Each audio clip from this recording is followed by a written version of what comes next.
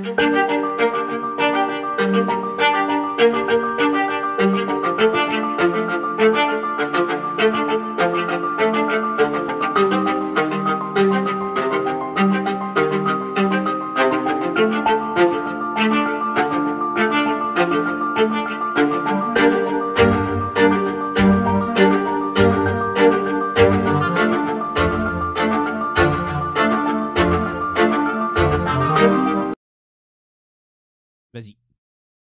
Et bonjour à toutes et à tous. Vous êtes en direct sur Virtual Art, faut bien le prononcer correctement, pour une conférence sur le manga français. Et pour ce faire, nous avons deux invités.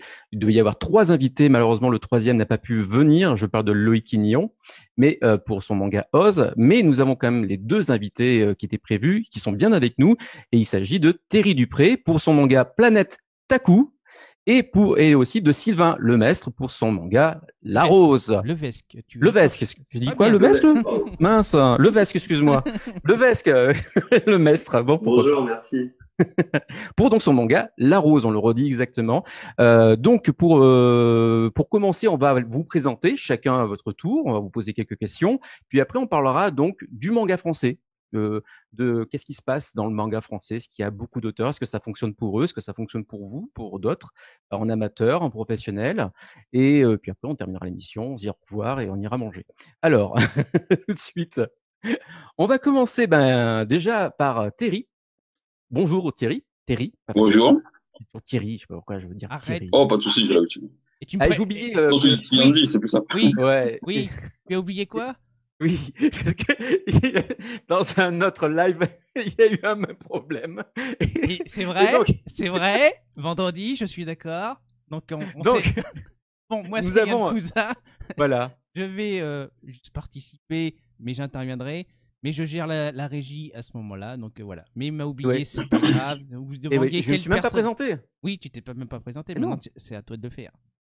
Eh oui, donc Yann Cousa, qui est le président de Radio-Annie.net, qui s'occupe de la régie aussi, du Virtual Art, et qui adore se présenter à chaque fois. Et, et donc moi c'est Yota, hein, je fais partie des chroniqueurs de la radio, et je fais aussi un podcast qui s'appelle Animer nos mélodies, où je vous fais écouter les soundtracks, donc les musiques de fond, hein, pas que les chansons, les musiques de fond, des dessins animés des années 80, 90, 2000 maintenant aussi un petit peu. Et voilà, donc si vous voulez n'hésitez pas. Et donc, on revient avec nos invités, avec Terry Dupré, du coup, pour son Planète Taku, qui existe depuis combien de temps déjà, Planète Taku? Depuis combien de temps? Enfin, là, on parle de la publication?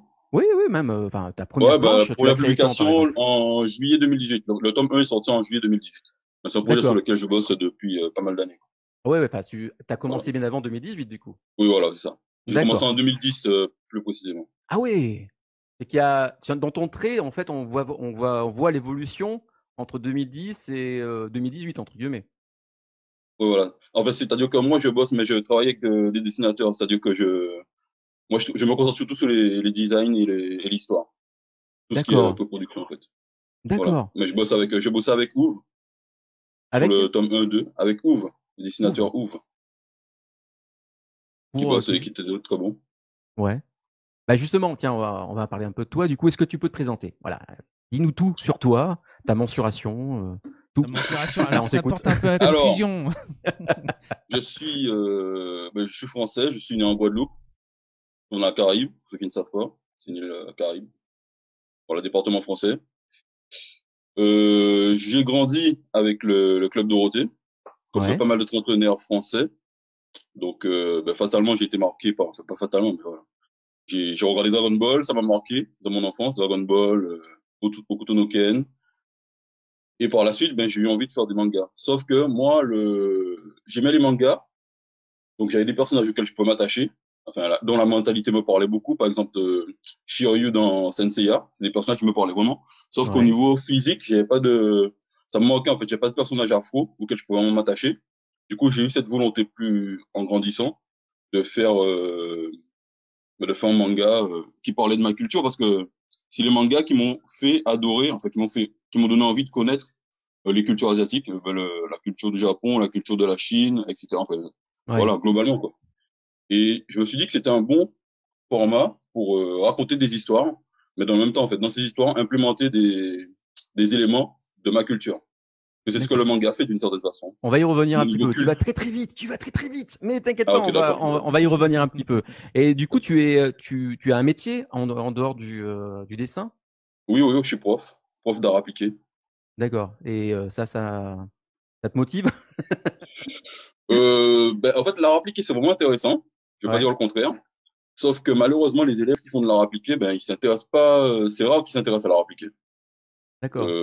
J'ai commencé l'art appliqué en janvier 2018 et j'ai dû avoir vraiment un élève qui s'intéressait vraiment. Enfin, dans des lycées, hein, j'ai croisé un élève qui n'était pas mon élève, qui voulait faire de l'animation et lui, il était vraiment motivé. C'est-à-dire qu'à la récréation, il venait me voir, il me montrait ses dessins et tout, il me montrait ce qu'il faisait pour que je lui dise qu'il fallait qu'il améliore et tout.